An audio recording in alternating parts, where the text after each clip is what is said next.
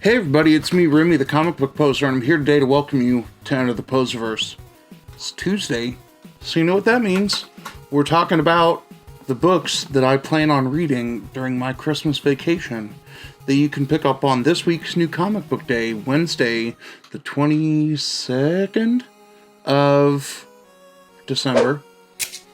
It's late. It's like 1:15 a.m. I've lost all concept of space and time. So to find out what I think you should read along with me, we'll check it out after this.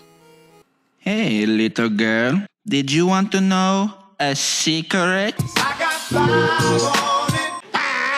5, 1, 2, 3, 4, 5. Two quick announcements. Number one, going live Thursday night for some shop talk at 9:30 Central, where me, Jelly, AMKM, and whoever else shows up, going to talk our favorite books of the week. We're going to talk Christmas books and our favorite Christmas movie.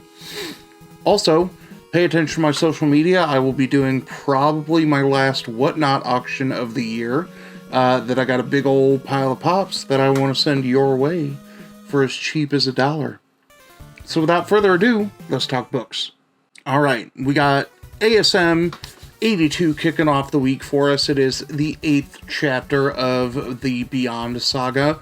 First of all, I think this cover is pretty cool, looking at like the drama happening at different layers of the hospital as it's tied into the silhouette of Spider-Man. That's pretty cool. We're starting to learn more about Peter Parker now that he is back out of his radiation-induced coma, but something goes wrong. Where did his roommate go? We'll find out in this book. Second, we get a pair of Avengers books. Avengers number 51 kicks off a new saga where we start to find what role the Phoenix is going to play over Asgard. I want to know what the Death Hunt is, because that phrase sounds dope and compelling. But I'm ready to see what happens, especially that we're getting some Deathlocks. Also, we get Avengers Forever number 1. This is an Avengers of the Multiverse. It's going to be focused on Ghost Rider in this issue. We know that's a character that I'm very weak on my history of, so we'll see if this gets me hooked, or if this is another Spirit of Vengeance number 1 where I just kind of go like, I don't get Ghost Rider. Next, we get a pair of Batman books. Batman Catwoman number 9. I think, this is a 12? But we're getting closer and closer to the end of this series. I talk a bunch about how I love seeing how vicious Catwoman has been behind the scenes throughout this series, so I want to, this is probably towards the top of the stack for me this week. The second book is the Jock series, Batman One Dark Knight, coming out. Apparently I don't have enough books with Batman in the title in my life, and I need to check out this one too. Next up is Black Panther number 2. I thought the first issue was pretty interesting, kind of getting me hooked back into Black Panther, and you can see that I'm, for the second issue, again, picking up multiple covers, that I'm getting the A cover, hopefully the Lashley Miles Morales, and hopefully the Scotty Young, that, I definitely am going to get the Miles and the Scotty sent off to get graded if these are two books that make it to me in, very, very crispy fashion, or hopefully they don't get diamonded to death on the way here. Next up, from Dark Horse Comics, we've got Black Solstice number 1. This, to me, I want to check out because the premise of it seems fairly similar to that of the Black Mask series Black, and White, the series that's wrapping up now, where day after the winter solstice, black folks wake up and have a, superpower. So I want to see what this looks like, especially in contrast to a series like Black, where, it was only a certain cross-section of the black population that got superpowers. So I'm excited to see what this creative team on Black Solstice does. Next up, from Aftershock, I love this cover, Chicken Devil number 3. This has been wild in terms of, Mitchell dealing with just constantly being in the wrong place at the wrong time, having the worst luck, and I really want to see if this scene plays its way out in the book, that I want to see him stealthily make it through a ball pit, but this cover is hilarious. But you'll never catch me. For God's sakes!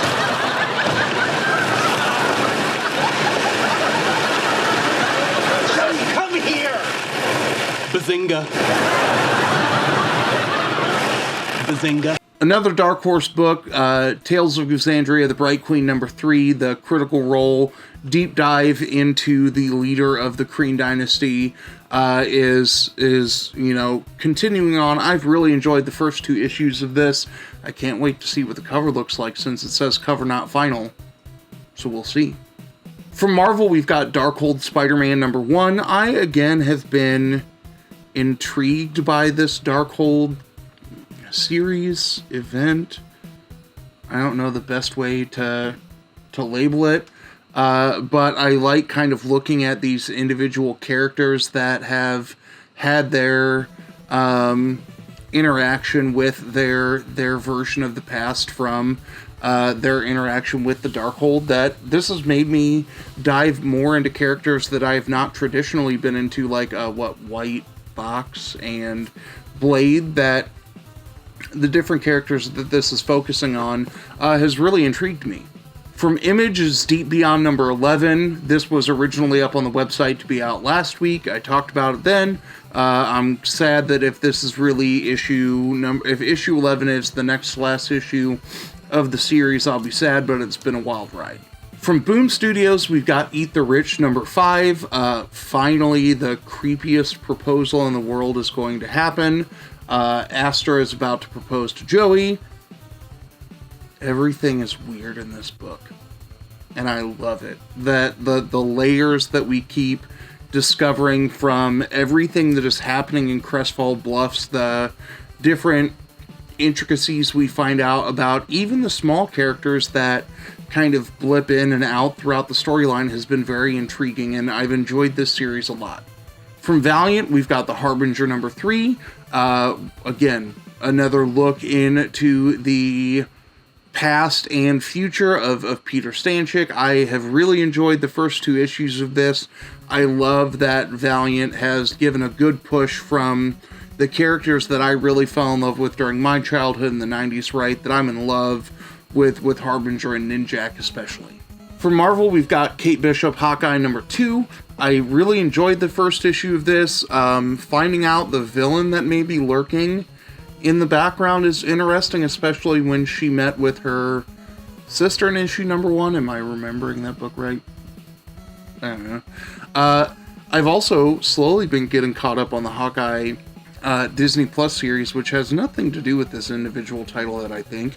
But I enjoy it. I also love that the lettering on the covers of this is a throwback to the Hawkeye lettering from Matt Fraction's run. From Boom, we've got House of Slaughter #3. I, again, have enjoyed the first 2 issues. I really like the new direction that the series is trying to give us in terms of telling the backgrounds of the different houses.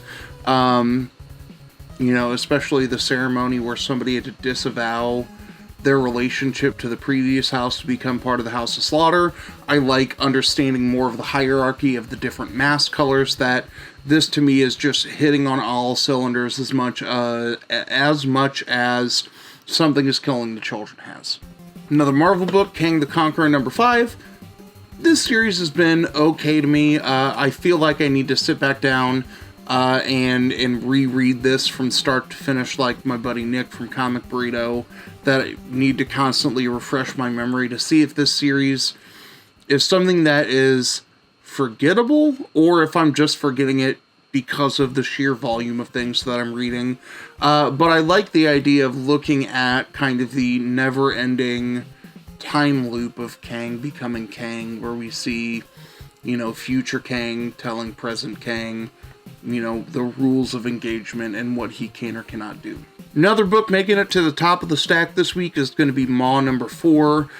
You've heard us talk on Shop Talk on Thursday nights with each issue coming out, how much we love this. I want to see, the continuation of Marion's evolution.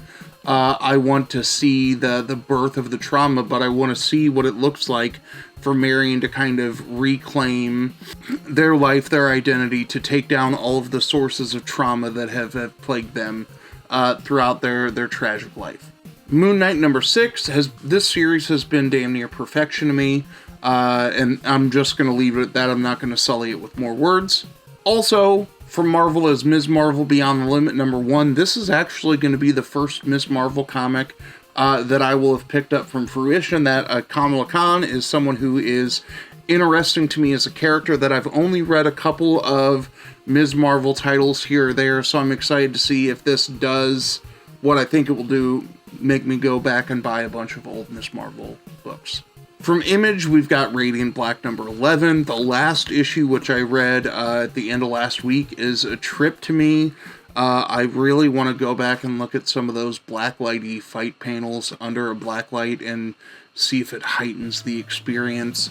But I really like the line from this solicit, "Is there a new superpowered asshole in town?" That might be my new favorite phrase in the English language, superpowered asshole. From Marvel, Sword number 11, still behind. From AWA is Telepaths number 4. I really, again, love this series. I love the photorealism to it. I love all of the titles that Straczynski has written for AWA. I think Telepaths is really an interesting story of people unexpectedly getting powers, and we get a really interesting, good versus evil superpower story with how the people are deciding to use these powers. Next up from Image is That Texas Blood number 13. Again, this arc, it has been picture perfect to me, that for as much as I felt let down by the end of the first arc, I really have enjoyed the Eversol storyline. I want to get a Christmas story since we learned about Buster Greer at the station's Christmas party in 1981. And we end our week with a trio of Marvel books. A quad of Marvel books. We know that I'm going to look at X-Men and Wolverine and say I'm behind. True.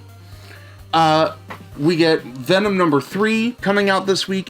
I really enjoy what both Al Ewing and Ram V are doing on this Venom run. As much as I've enjoyed what Cates has done in terms of playing with the Hulk, we're starting to maybe understand a little bit more about the relationship between the Venom symbiote and Eddie Brock. I really like the idea of, the throwback of don't bond with the symbiote, and we're still getting little driplets of it, and I think I said Eddie Brock. You all know I meant Dylan. It's early. And the last book that I'll talk about this week is Wastelanders Hawkeye number 1. I really enjoyed the Wastelanders Wolverine book. It succeeded in terms of getting me excited about checking out the Wastelanders podcast, which is going on, that I actually on Monday afternoon subscribe to it on Apple, right? And we'll see if after I listen to an episode or two, if it's worth paying the $3.99 a month for this Marvel Serious podcast that they're putting out. But yeah, 30 books this week. Really only, 25 because of the multiple covers on a couple of books, and that might get cut down a little bit because there might be some things that get shifted a week, because we know that League of Comic Geeks is a little slow on that from time to time. What do you think? Anything that's coming out this week that I have maybe missed out on the pull list that you think I should try and hunt down either at one of the shops I frequent, pick up from my buddies at AMKM, or hunt down from anybody that I buy stuff from on YouTube or on whatnot? I know if you're here live, you're letting me know in the comments over here. If you're watching on the rewind, let me know in the comments down below. But like I said, I'll see you all on Thursday night for Shop Talk. You'll see some unboxing stuff throughout the week that I've got all 3 kiddos at home with me now for the next 10 days. So we'll see what kind of fun things we can do together to get out over the next 2 weeks. Toby really wants to try and figure out how to stream him playing a video game, and I don't know how to do that, so we'll see if that happens over the next 2 weeks.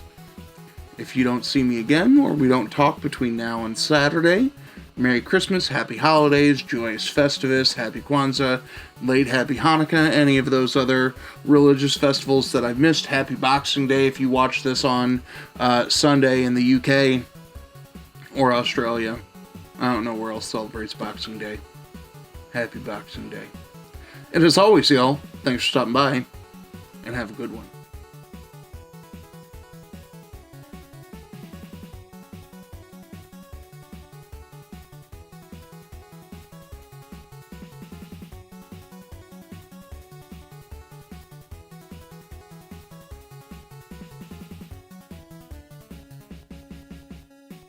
Hey, little girl, did you want to know a secret? I got 5 on it. 5, 1, 2, 3, 4.